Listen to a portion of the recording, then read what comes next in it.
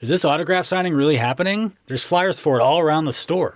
Yeah, I might have gotten ahead of myself a little bit. Still don't have confirmation. That's pretty important. The customers are going to be let down if it doesn't actually happen. Yeah, I'm not worried. Corey Feldman is notoriously reliable.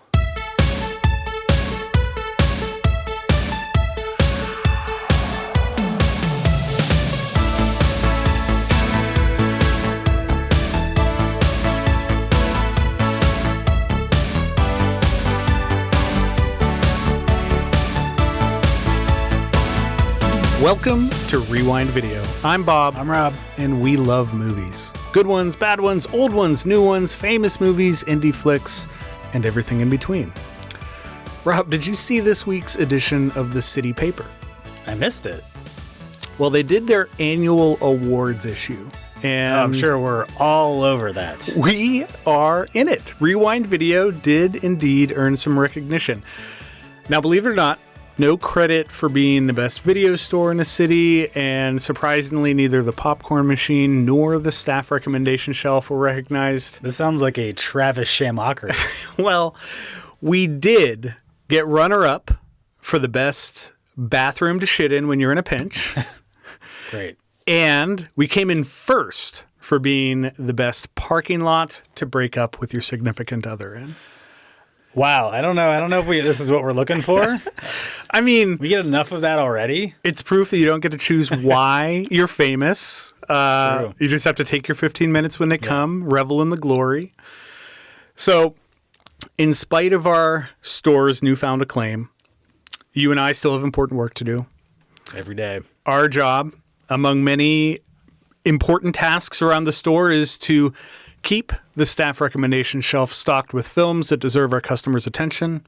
Each time we update the shelf, we adhere to a theme, and this week's theme is fame. Something that video store clerks around the world have to grapple with on a daily basis. Yeah, it's a tough life to live, but Really here we is. are, Yep.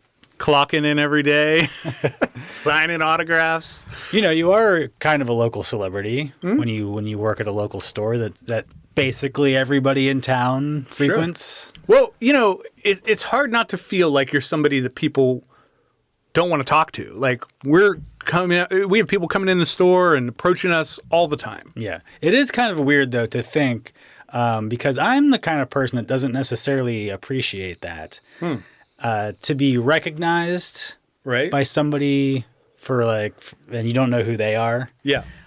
Just because I work in such a popular local business. But I can't imagine what that would feel like when everybody you meet knows who you are. You know what I mean? It's a Yeah. weird feeling. It's weird enough. Like, we walk down the street and everybody that we pass is like, "Oh, Bob and Rob, hey, Yeah. here's a free donut." Right. But which is great on a very small level, but it is annoying after a certain, it happens so much to us. It does To get be like a old. really famous person, that must be a complete mindfuck. Yeah, wherever you go, Yeah. it happens. And yeah, I don't know quite what that's like yet, but I'm not sure that it's something I'm terribly interested in. Well, the podcast is getting pretty popular, so maybe you better get used to the idea. We'll see. Maybe I'll just keep my mouth shut in public so people don't recognize the sound of my voice. So that'll probably help. How did you feel about choosing these movies this week? I thought you had some fun picks. Yeah, I felt like there's two distinct ways that fame is used in the two movies, or in the movies that we chose. Yeah. I think you leaned in one direction and I leaned in a different direction. Yes, I think so. Yeah, it makes for a fun selection of movies, a good staff recommendation shelf. I am particularly interested in talking about your first film, so why don't you get us started with your first pick for fame?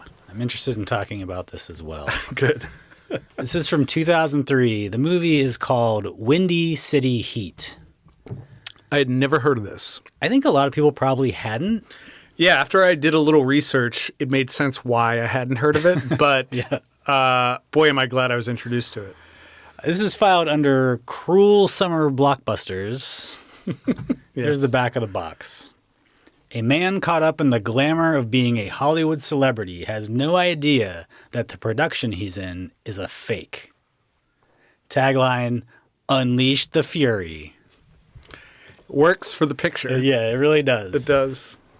So Windy City Heat is a made-for-TV practical joke documentary that aired only one time on Comedy Central. Right. In October of 2003. According to Jimmy Kimmel, it was, at the time, the lowest-rated movie that the network had ever played. Somebody was like, oh, why did it only play one time? He's like, because they'd never seen such low ratings for a movie. Like, not just originals, but like reruns, anything. Yeah. It was the lowest thing they'd ever put on there. So they never played it again.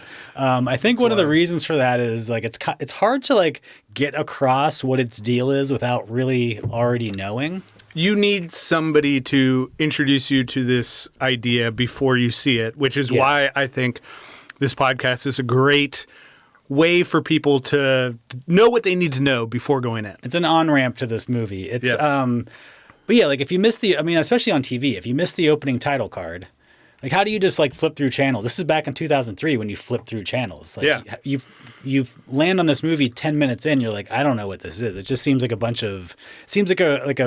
crappy reality show about a team of amateurs trying to make a movie. Yeah.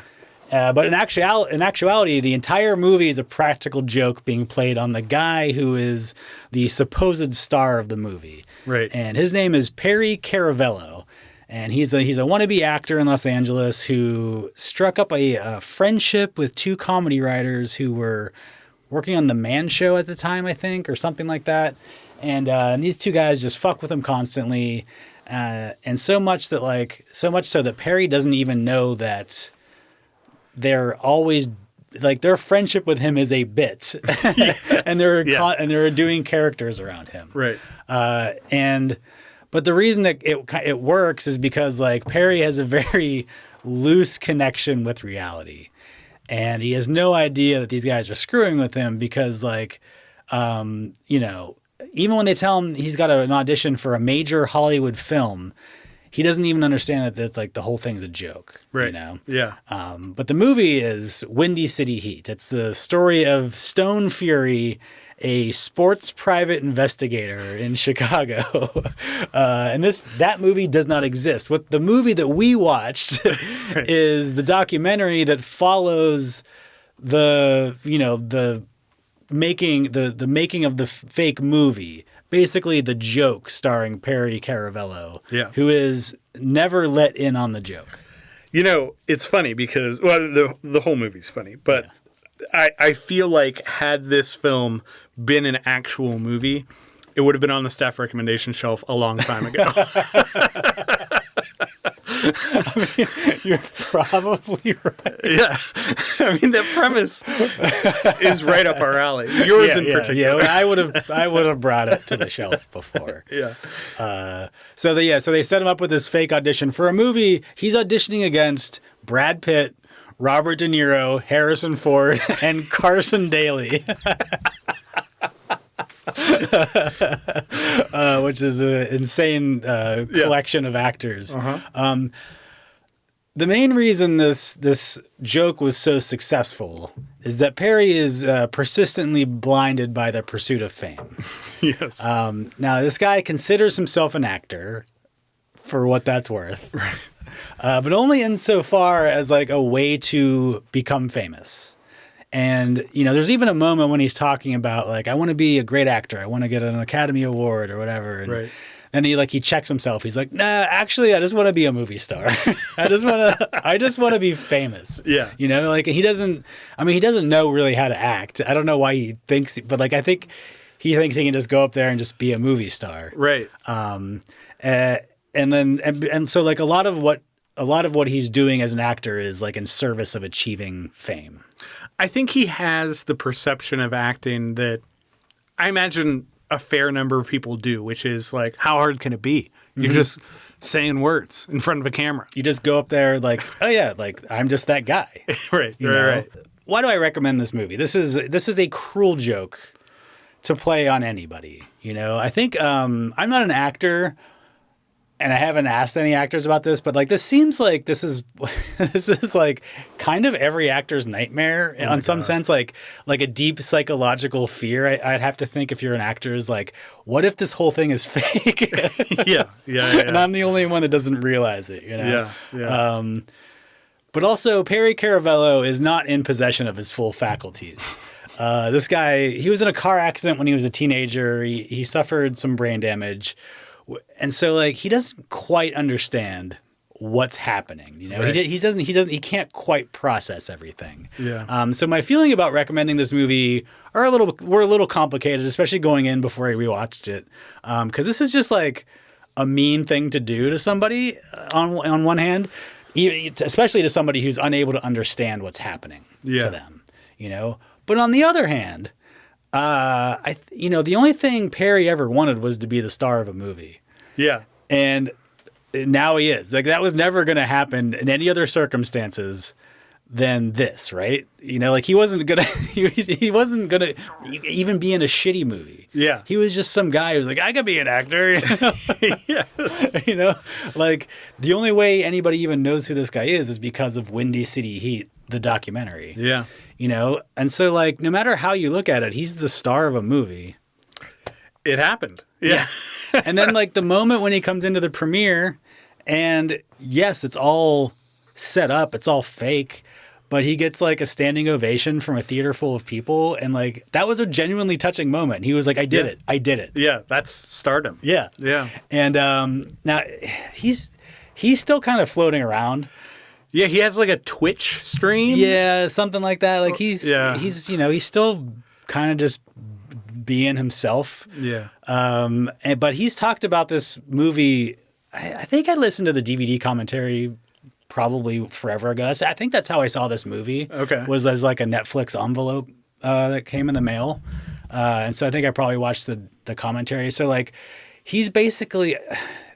So they showed him this, like what we watched. They showed him this. And what they were telling him towards the end of this whole thing, which you don't see in the movie, is that, we're running out of money. And so the studio wants to like pivot and use all this backstage footage that we've been shooting and make a documentary out of that. And that's going to be the movie. So he kind of like, even when they were like going to the premiere and stuff, he kind of knew it was quote, going to be something like this. Yeah. But then they showed it to him in the form that we saw eventually.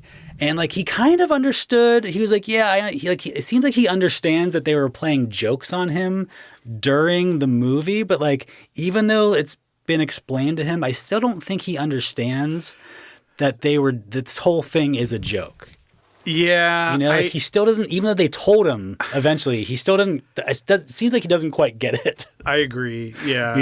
It's maybe not 100% clicking. Yeah. But which is kind of what you would expect, Yeah. So Windy City Heat, it's a 3.8 overall on Letterboxd. 110 people have it in their 4 favorites, and 30% agree with my 4-star rating, including Alex, whose 4-star review says, everybody knows a Perry, and if you don't know one, you are the Perry. Accurate. This might not be the best comparison, but I kind of ended up feeling like this was a cross between, like, if Jackass did a Nathan Fielder type experiment. Yeah, it's like it's like a proto version of something like that. But such an interesting experiment and hilarious. It's hilarious. Truly funny. Yeah. It's really funny. And like there is a sense of like, yeah, some of this is cruel, but there's a very like collegial sense about it. It's like playing jokes on your brother. Yes. Like you look back on it, you're like, yeah, we were kids and they were probably cruel if you look at it, but it was also my brother, So there's a little bit of that to it. So yeah, it's cruel, it's hilarious, it's fascinating, especially from the Fame perspective. So I'm putting it up on the staff recommendation shelf this week for Fame. Love it. I was, as I mentioned, unfamiliar with this and got a little bit of a setup from you before going in, which is all that I needed. And I think that anyone hearing this has, like you said, a great on-ramp to enjoying Windy City Heat. It's quite funny. So Yeah. 4 stars is spot on. I think Fantastic. that's an awesome pick. All right. Well, I found myself rummaging through the Robb's least favorite runtimes section of the store for my first pick. And I went back to 2022. And my first movie for fame is Babylon. This had kind of been on my radar for a while. I had heard, I mean, it's notorious for having mixed reviews. And I was like, well, I want to see it. I've admired Damien Chazelle's work in some capacities and then not so much in others. Like, wasn't a big fan of La La Land. But Whiplash, been on the shelf. Loved it. One of the greats. So let me give you the back of the box. A sweeping epic set during Hollywood's transition from silent films to talkies, Babylon follows a cast of ambitious dreamers navigating the excess, debauchery, and chaos of the industry in the late 1920s. At the center are Manny, an aspiring filmmaker, and Nellie Leroy, a rising starlet whose fates intertwine with fading legend Jack Conrad. As Hollywood evolves, they struggle to hold on to their dreams in a ruthless and unforgiving world. Tagline, always make a scene. Fine. Yeah, it's fine. Yeah. B minus, maybe? Yeah, I mean, it should just be the movies. Yeah. So as I mentioned, this is directed by Damien Chazelle. It is a bit of a love letter to Hollywood, classic Hollywood in particular, but at the very end, it does kind of nod to the modern movies. And it blends some historical elements with heightened, almost kind of a mythic sense of storytelling. And quite an ensemble cast. We've got Gene Smart, Jovan Adepo. There is Margot Robbie, Brad Pitt. Lots of elaborate set pieces here. A lot of spectacle on display. Yeah. It's putting it very mildly. Yeah. There's a lot of movie. It's 189 minutes. The title card doesn't even come on until 31 minutes into the movie, which even what you have left is longer than most films. So this is a bit of an endurance test. Yeah, it's not. Yeah, it's a long movie. There's. I mean, it's just everything is in it. There's everything. Yeah. There's a scene. So how does this fit the theme? I mean, there's a scene that opens the film with a character trying to navigate an elephant up a mountain. And it's a pretty obvious metaphor for what's to come. The harsh reality that getting anywhere in Hollywood is equal parts a monumental effort and quite a bit of luck. Yeah. But yeah, fame in Babylon is presented as a very fleeting, intoxicating force that can elevate people to godlike status in a heartbeat and then rip away that notoriety just as quickly as it arrived. So I wouldn't say that it's necessarily a very glorifying look at fame. It treats it as something that's... I think it is. Do you? I mean, I think it's that and other things. But I think it definitely glorifies it. You can see why you would want to do it. That's fair. You can see what's so intoxicating about it. Yeah, maybe it's that for the people who encounter fame in this movie, they don't necessarily handle it well or handle, their trajectory out of it in the best way, but you can see when it's going well for them. You can be like, I can see why they want to hold on to it so tightly. Yes, but yeah, this was something that Damien Chazelle worked on as a script for over a decade. And he drew some inspiration from some real Hollywood figures and some scandals. Margot Robbie's character, Nellie Leroy, was partly inspired by Clara Bow, which was one of Hollywood's first it girls. And much like he does, there's some great cinematography here, some long tracking shots and some technical ambition that I think is true of the silent film era. And this has some parallels with Sunset Boulevard, which was just on the shelf pretty recently. I chose this because I think it offers an interesting look at how Hollywood can chew you up and spit you out. But the depiction of fame isn't just about recognition. It's also about making compromises, adapting or failing to, and realizing that the industry is kind of always moving forward, whether that includes you or it doesn't. And like I said, it's about kind of the fact that fame can disappear as quickly as it arrives. But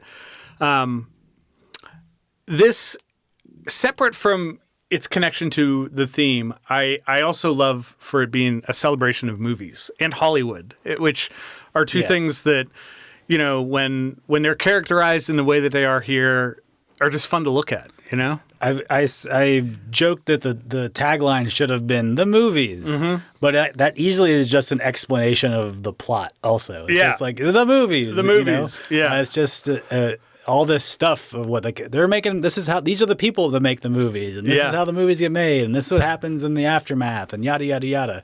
And there isn't really a plot here. Not really. I mean, you kind of follow these four characters, and it's similar to a movie coming up pretty soon, but it's kind of a vignette movie where it's just like, well, here's this stuff happened to her, then this stuff happened to him, and then this other stuff happened to her years later, and then so I don't know, it's a mess. This movie is a complete mess, but that's kind of the point.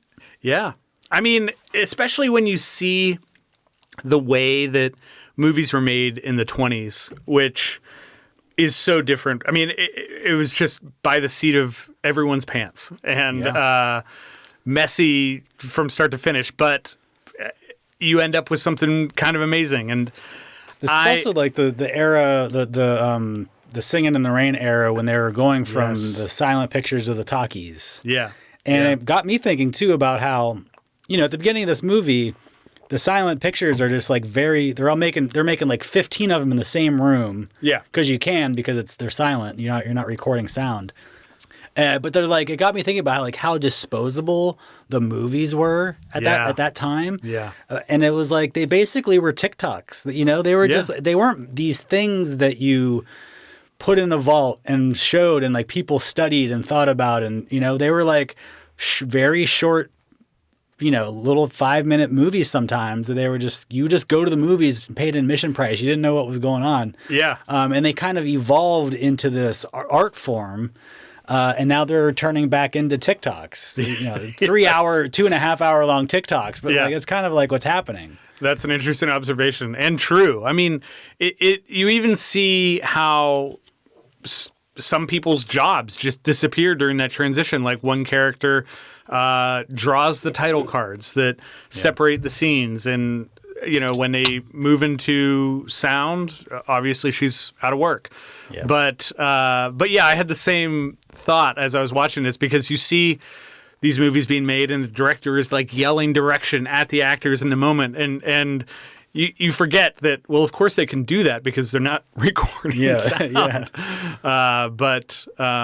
It's a fun look back. I'm sure it's greatly exaggerated in a lot of ways, but at the same time, a side of Hollywood that you don't often see in modern movies. Critics were pretty divided on this. Some praising its ambition, others finding it excessive. It's one of a couple movies that I brought to the shelf tonight that were a bust at the box office. This was estimated to cost between 78 and 80 million. It ended up making around 63, so it was a disappointment. There's some comparisons to like the chaotic energy of The Wolf of Wall Street, which I think kind of parallels a little bit of what you were saying, how it's just a lot of stuff. It's almost like a Robert Altman movie in a way too, just in the sense that it's just so much stuff. It's just like it's kind of tying together. Yeah, I think that's accurate. It averages a 3.8 out of 5. A majority of users, 28%, agree with my 4-star rating, and 28,000 people have this on their list of 4 favorites. I did pluck a review from the Letterboxd user David Sims, who said, on the one hand, Hollywood is a fetid of exploitation. On the other hand, it gave us Avatar. So, yeah. I mean, Avatar's okay, I guess. It's funny because there's a montage at the end where they're, just celebrating all of the things that movies have become, and Avatar makes a brief appearance there, which is so funny because it has a reputation for having like no cultural equity whatsoever. And but then the sequel came out and was the most popular movie of all time. At a certain level, we don't know anything because but Avatar was, I guess it's like a thing. I mean, people saw it. Yeah, people definitely saw it. Yeah. This is a 4-star movie for me as well. Oh, good. The runtime is long, but it's a overstuffed mess because that's what Hollywood is. It's just kind of it's a very screwed up people that have crazy dreams, and you throw them all together, and somehow really good stuff comes out of it sometimes. Yeah. The reviews are interesting because the runtime comes up a lot. And what I found myself agreeing with were the users who said, yeah, it's long, but I was never bored. I mean, that's spot on, I think. And it's funny because this movie could have fit other themes too. Like there's some great dancing here. Mm-hmm. And because of the way the story is told, you can break it up. You can watch half one day and half the other. Mm-hmm. Absolutely. So that's my first pick for Fame. It's going on the shelf. Eager to hear what you have coming up next. Excellent. Well, I'm going to the year 1980. The movie is Fame. Oh, on the nose. For the topic of fame. This is filed under Flash Mobs as a Way of Life. Here's the back of the box. Accurate. A chronicle of the lives of several teenagers who attend a New York high school for students gifted in the performing arts. The tagline. It's long. If they've really got what it takes, it's going to take everything they've got. It's pretty good, though. Yeah. You got the word got in there twice. Probably don't need to do that. Yeah. But, gets the job done. I'm not mad at it. Yeah. Yeah, 1980. So Fame, it follows a group of students at the high school performing arts in New York from their auditions to get into the school and then all the way through their freshman year to graduation. Yeah. A lot of people might be familiar with the movie from The Song, which was still a song people know. Which we had a customer singing it in the store earlier. Yes. And also there was a TV series that lasted 6 seasons in the early 80s, 82 to 87. Yeah. There was a 2009 remake. There was a show called Fame LA that existed for 2 seasons in the late 90s, or at least 1 season. So this is like this strangely durable franchise. It's actually there's a new series being developed by Amazon. At least there was recently. Yeah. This school is a prestigious school for the performing arts. Yeah. So the students are ostensibly there to learn how to become artists, how to learn their craft, how to act, how to dance, how to play an instrument, singing. But while they're there to learn skills, the real draw is fame. Yeah. It says it right in the title. That's the reason. That's really the reason most of these kids go to the school, is to become famous, and that's kind of the nature of performing arts. Yeah. It's an act of personal expression, but most of the meaning derives from people seeing it and experiencing it, and that turns into fame. And the students who understand that, I think, are a little bit better off than the ones who are just there for like the art of it, because I don't think they see the whole picture. Right. You have to understand that fame is an aspect of this. If you want to be an actor, even if it's like on stage or whatever, where you're not necessarily that famous, fame is going to be part of that life. Yes. If you have any success whatsoever. So you're much more prepared for a life in the arts if you understand that. And some of these kids aren't. Some of these kids are maybe a little bit more focused on the or missing part of it. Yes. Fame is a big part of it. So. And also, these students at this school. They're young. They're very full of idealistic energy, and a lot of them believe they're destined for fame, that their success is somehow inevitable, And not everybody can make it. Some of these kids don't have it. Right. And also, no matter how talented you are, it is still kind of a numbers game. Yeah. Right? There can only be one Arnold Schwarzenegger. It's like sports in that respect, you know? Yes. I mean, Only one person can win. Yeah. So a lot of it is talent, but there's also a lot of luck involved. And, you know, if you don't have what it takes, you're not going to make it. And if you do, you're probably not going to make it. Right. You know, there's hundreds of kids at this school or whatever. They're not all going to be movie stars. I recommend this movie because I just love the energy of it.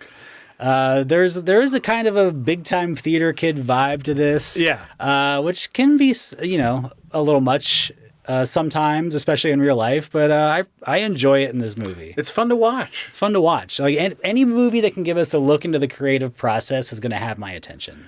I think it's interesting for the same reason that Project Runway is interesting. You know, watching people make something is fascinating, especially when you're not part of that world or connected to that industry necessarily. You know, there's not a lot of plot in this movie. It is I thought it was similar to Babylon in that sense, and because there is no through line here. You know, there's actually less of a through line here than there is in Babylon. Yeah. But I think the reason it works in this is because it's all rooted in like this universal teenage high school life. You know, that's kind of what life is like at that age. Right. You know, when you think about high school, you don't think of it as a through line. It was like, oh, then this happened to me. And then 6 months later, this, you know, it is just kind of like a series of things that kind of add up to something. Yeah. You know, there's no beginning, middle, and end to high school in that sense. It's a loose narrative at best. Yeah. So the world of this movie seems very real, even when they're like dancing in the streets for almost no reason. And of course, the musical performance, you know how I feel about musical performance. There's a lot of it in this, and it's pretty good. The hot lunch scene, I found out was, at least according to Wikipedia, was largely improvised. They were like, hey, we got a bunch of kids here that can sing and dance and hit drums or whatever. Like, really? And I guess they had a couple ideas, but they just kind of like, we're going to make some stuff up. Wow. So that's fascinating. So Fame is rated 3.4 overall on Letterboxd. 167 people have it in their 4 favorites. 21% agree with my 4-star rating, including Claudebug, who says in their review, I love the part where everyone's plot lines are wrapped up nicely in the end. And there wasn't just a bunch of singing and dancing montage before the movie ended. I can't imagine the staff recommendation shelf about the topic of fame that didn't include the movie Fame. So that's what I'm putting up on the shelf this week. You've been a fan of this for a long time. Yes. You and I have talked about it before. We have. Yeah, on a different podcast. Yes. But, this go around, I think I found myself liking it a little bit more, particularly because I knew what I was in for. The first time I didn't. And this time it was like, okay. I think I'm braced for this now. You correctly picked up on the fact that there is no through line of the story. Yeah. And I think your criticism of it was like, I feel like this is like a trailer for a TV show that I haven't seen yet. Yeah. Which it kind of was because there was a TV show. So yeah, indeed. But nevertheless, it's a fun watch.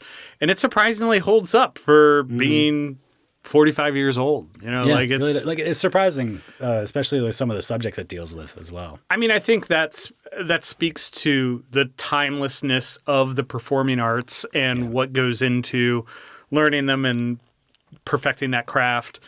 But I'd be interested to see a version of this from modern times that picks up on the idiosyncratic things that have changed, but maybe we should watch the remake. Maybe we should. Well, fine pick. It was fun to go back to.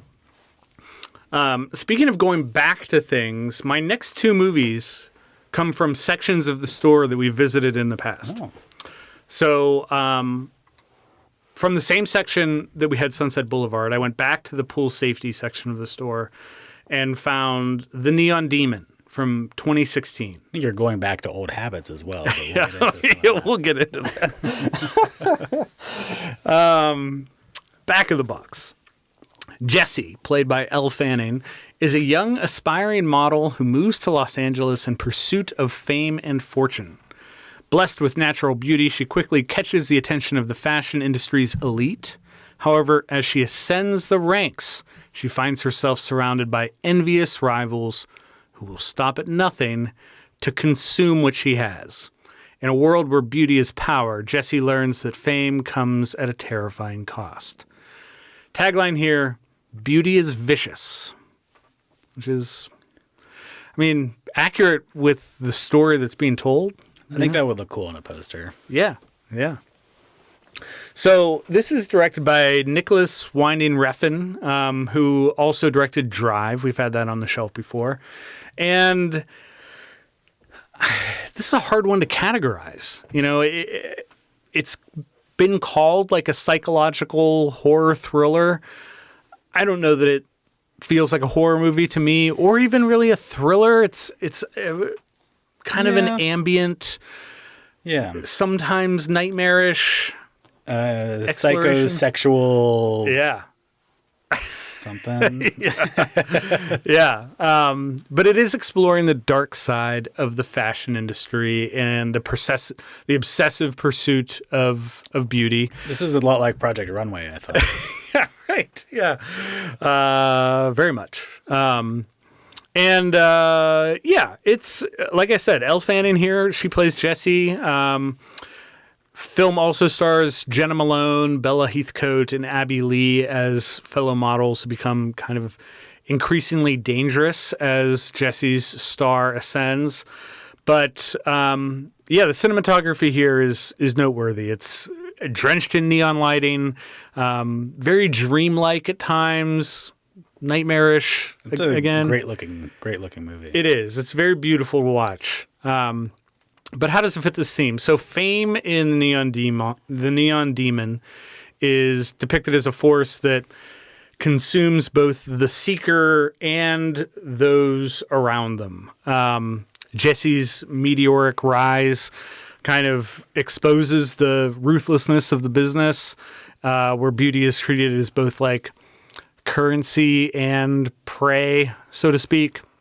But it's more. It's about how fame is more than just about admiration. It's kind of there's power, there's envy, there's ultimately destruction. It's a tool you can use against people. Yes, indeed. Against the people that want it or the people that don't have it. Yeah, those who are chasing it. Have it. Yeah, or are afraid of losing it. Yeah.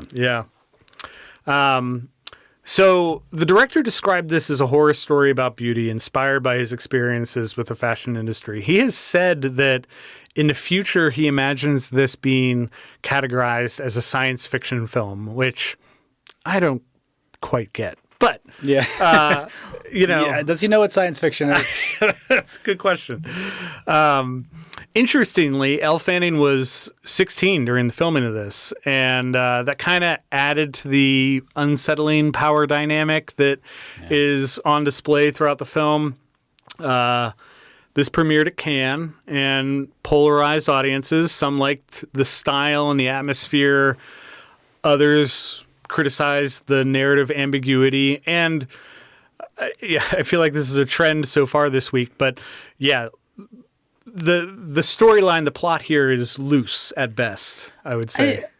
I think it has more of like a to B plot. I think the problem is it has an A to B plot, and then it kind of goes C to D. It never goes from B to C. Yeah. It's kind of two different stories. It is. The visual aesthetic here was influenced by directors like Dario Argento and Stanley Kubrick. I definitely get the Argento connection, especially with the color. But I'm also a fan of the score. Cliff Martinez did the score here. I love some of his work. He did this score for Solaris, which I've brought to the shelf in the past. Why did I choose this? Let's acknowledge the elephant in the room. I did not pick this because it has a light element of cannibalism. That's a mere coincidence. I think that's the problem. Is that you keep accidentally picking cannibalism movies. If you're doing it on purpose, it wouldn't be as unsettling. I mean, for everybody in the store. Isn't it true that like 90% of movies are kind of cannibal movies? Something like that, right? Isn't that not on my watch list, bro. So yeah, let's get that out of the way. There is some cannibalism here, but again, that's not why. It's not even the most disturbing part of the movie. No, there's some wacky shit in this movie. Some necrophilia. Yeah, some strange things. But like I said, I like this because it demonstrates how fame can be predatory and all-consuming. I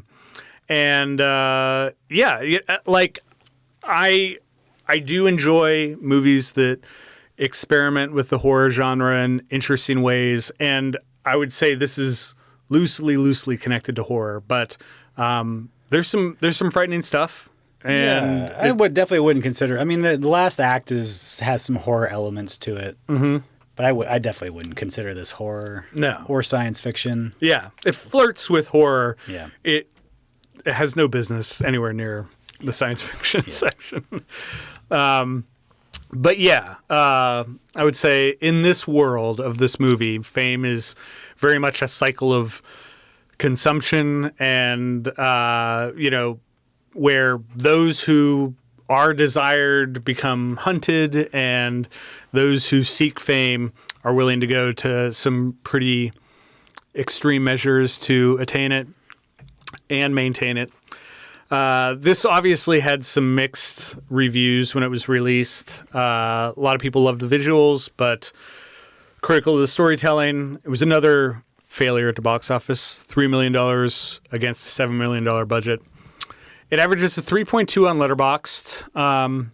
I have this at 4 stars. I really find it beautiful to watch, but I wouldn't blame anybody for having it lower than that, especially for the fact that, narratively, there are some gaps, or at least some jumps. I have this at 3 stars. It's on the low end of 3. Yeah. I'm pretty generous with my 3 stars. Yeah. I wasn't really digging it. I like to look at it for the first hour and whatever. Yeah. And then when in the scene in the morgue. The morgue.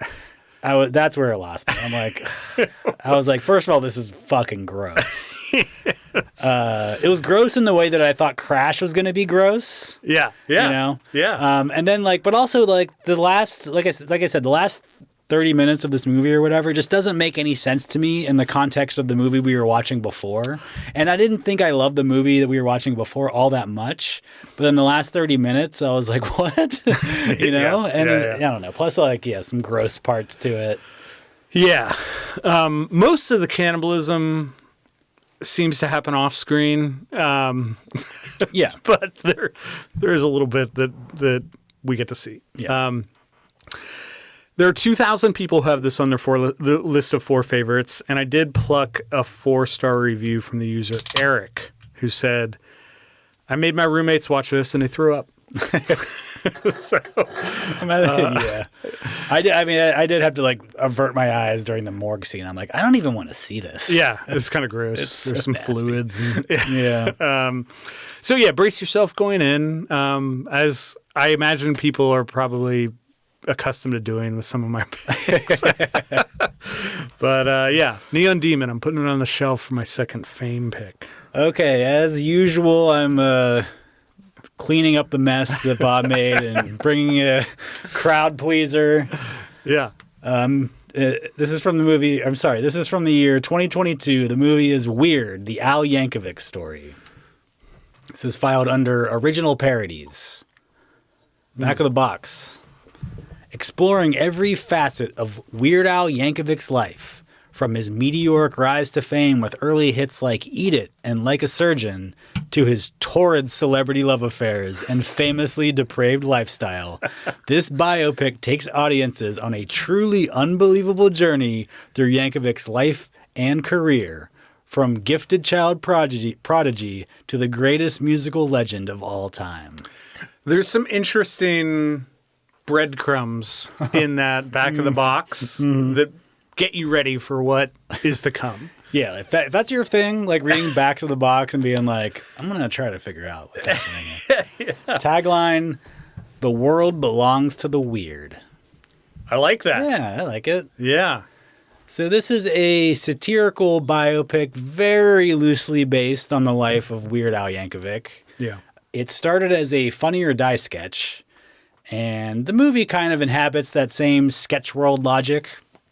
It takes what Walk Hard did when it was like just parodying the musical biopic, and it kind of takes it a step further. It was like, what if we had no connection to reality whatsoever? Yeah.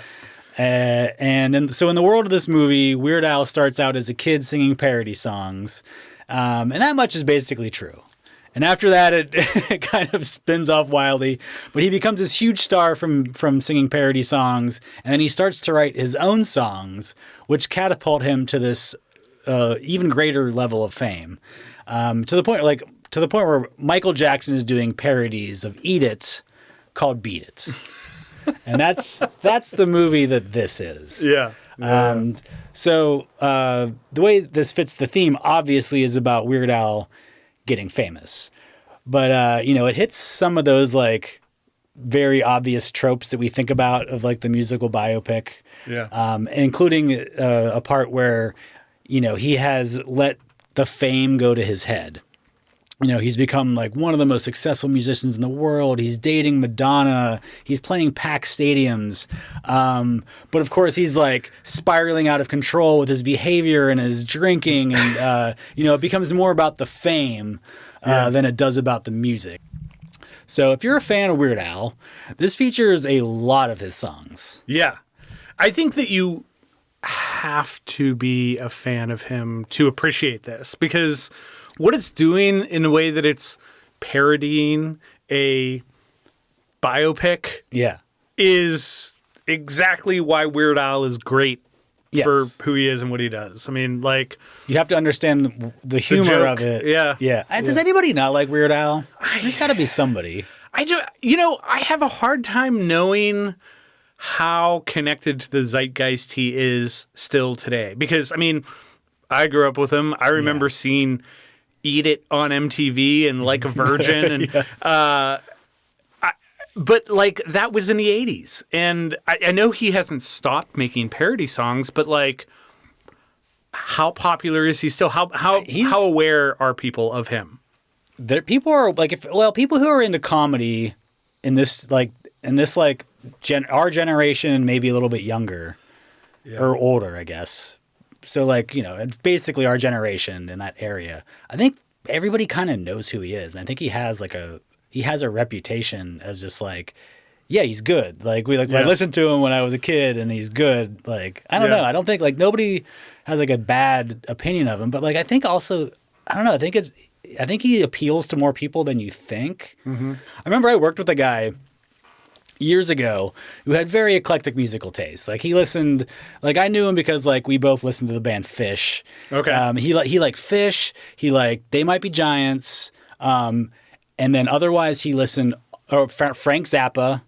Otherwise it was like almost exclusively death metal. Oh wow. But also one other thing he listened to like was Weird Al, and he swore by Weird Al. And you kind of listen to those other bands that he was into, like you kind of get it because those are all kind of like quirky, not necessarily joke music, kind of like Weird Al is, but like you can see like the connection between They Might Be Giants and Weird Al. Yeah. But like I said, he was mostly into death metal. But he was also like Weird Al is also a genius. So I think there's people out there who are just like, yeah, like he's the shit. Wow. Okay. Yeah. I mean, more power to him. He's been doing it for 50 years. He has, and that's amazing. The fact that he could make a living off of this is amazing. And the fact that he's put together a career to the point where they're doing a biopic with him with Daniel Radcliffe playing Weird Al, even if it's a joke, like, it's amazing.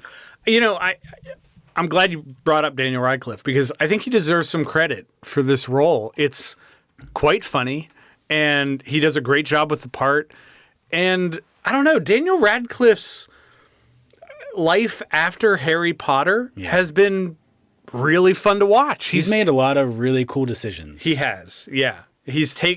and I mean, of course, he has enough money in the bank to really choose whatever part that he wants to play, and he's never had to make a decision since Harry Potter. That's like, do I have to do this? I think I remember when he was first got the part of Harry Potter. They were, people were like, well, is he going to be typecast for the rest of his life? Well, it's like, I mean, I guess that could happen, but also like, what's he going to do? Turn down the role? Like, you're going to be typecast as unemployed for the rest of your life, But he's made a lot of really interesting decisions. I think, most of the things he does, you can tell he's like, well, he's just doing this because he wants to, right? So he's really good in it.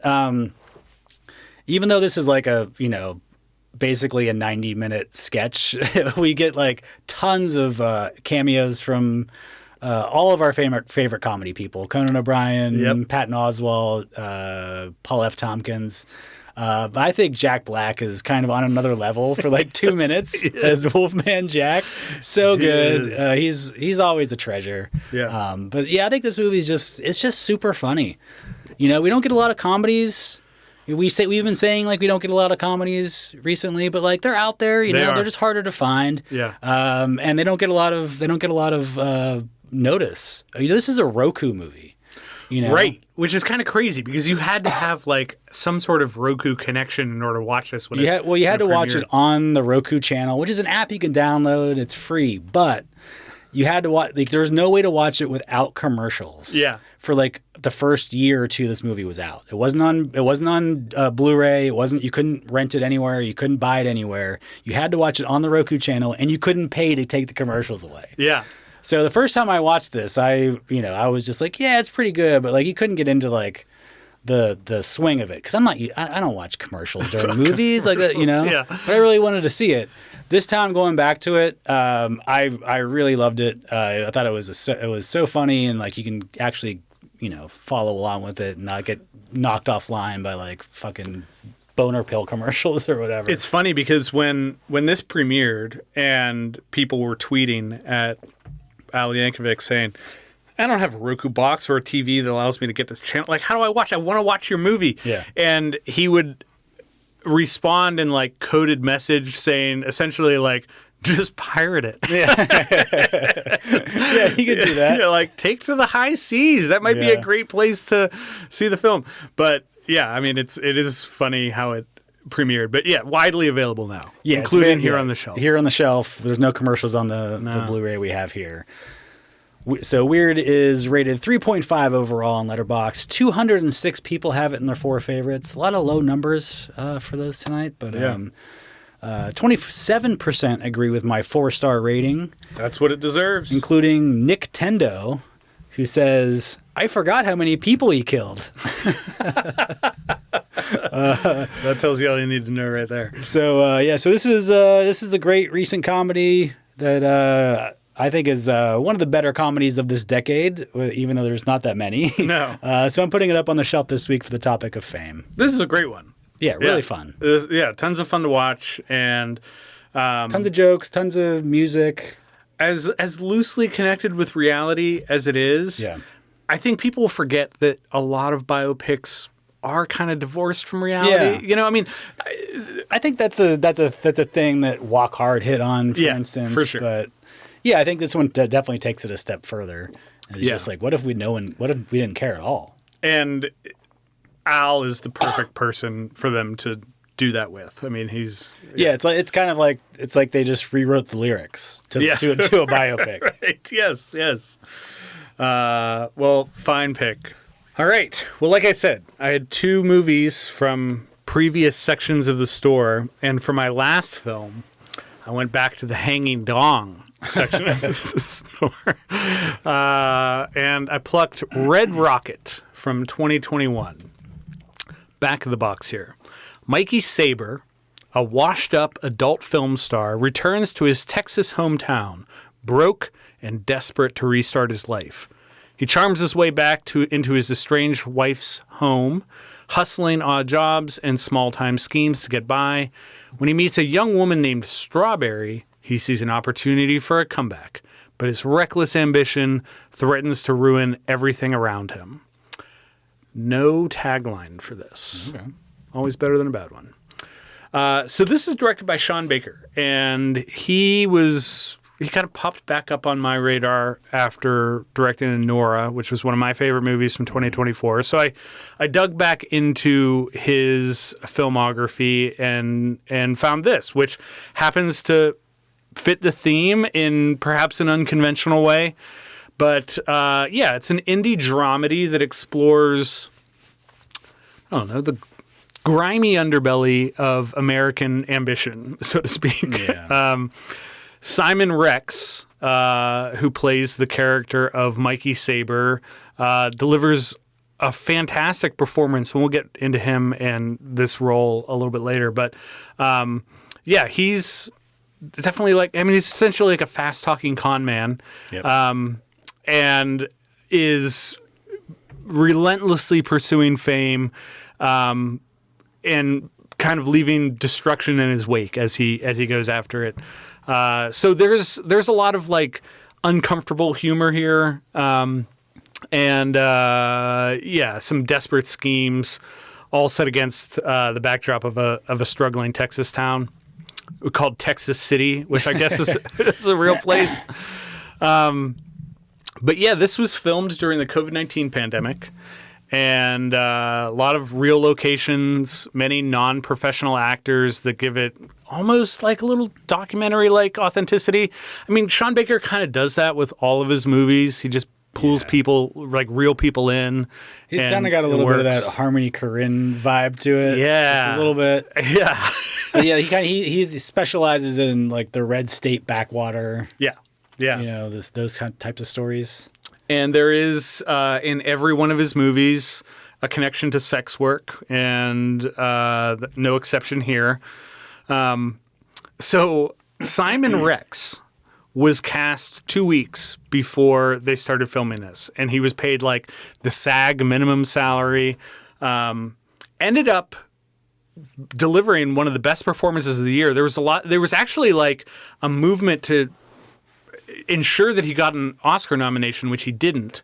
But his life is kind of wacky. Are you familiar with Simon Rex? No, I don't think so. So he was an MTV VJ. Okay, because the name sounds familiar. Yeah. He was an MTV VJ.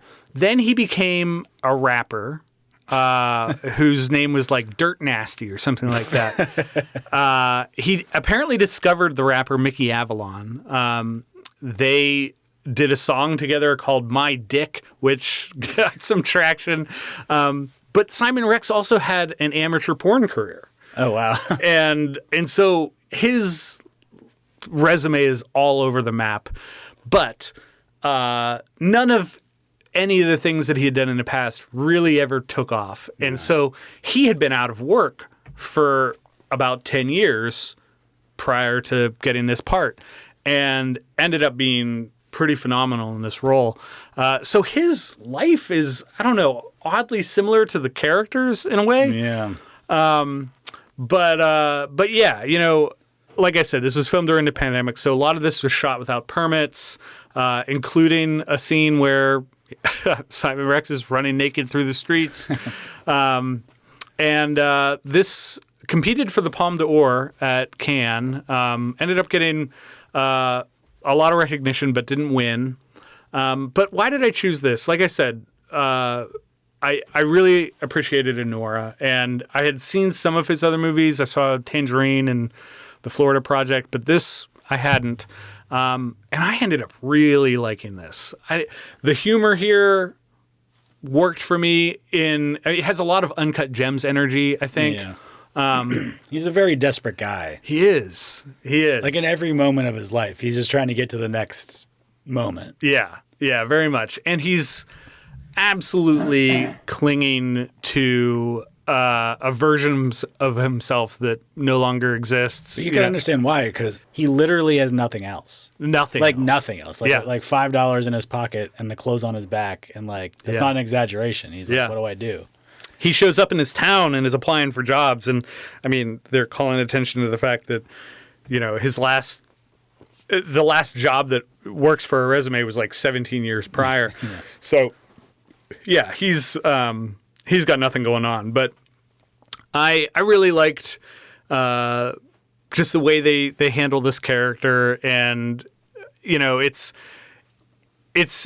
hilariously and deeply tragic at the same time, which turns him, I think, into a kind of fascinating anti-hero.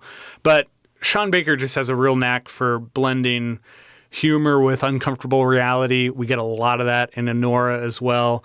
But this gives us a pretty candid look at the lengths that people will go to stay in the spotlight, even when that spotlight has long since faded. This holds a 89% approval rating on Rotten Tomatoes. It's got a 3.9 on Letterboxd. I have it at 4 stars, along with 38% of other users. I am not the only one to. Some critics have also identified the parallel between this and Uncut Gems, especially relating to Mikey's relentless hustle and self-destruction. But I had to laugh at the review I grabbed from 24 Frames of Nick, who said, "This movie is like a Grand Theft Auto cutscene in the best possible way." Which, you can see that. It kind of is. I love these movies that give us a glimpse into small town, rural America, and just the crazy antics that occur there. So it was a 3 for me. Yeah, 3 stars. It didn't quite get over the hump. I thought the last act got a little, I don't know, a little hectic. It was like, how do we end this movie? And they just came up with something. It kind of had that feeling, but definitely, I'll probably go back to it at some point. It's got a particular energy to it. It does, yeah. And I think if you liked Anora, this is a good one to pluck from the shelf for something kind of similar. So. Yeah. Rob, if ever there was a staff recommendation shelf that would earn us some notoriety, I would say that this one is it. I think it's kind of silly to suggest that there would be only one. You're right, yes. We do have 6 fine selections, all of them dealing with the trappings of fame. And the movies we chose are Windy City Heat, Babylon, Fame, The Neon Demon, Weird, the Al Yankovic story, and Red Rocket. Visit rewindvideopod.com the next time you're on the internet. You can look us up on Blue Sky or Letterboxd if you like social media, and you can send us an email at rewindvideopod@gmail.com. And don't forget to like, follow, and share the show. Yes. With friends, family, anybody you know. So next time we're swapping fame for pain. Ouch. Yeah. I, for one, am eager to find out what the picks end up being. As always, we'll have 6 movies to recommend, but if you're looking for something in the meantime, feel free to hit us up for a movie to watch. And we will see you next time. Be kind, recommend.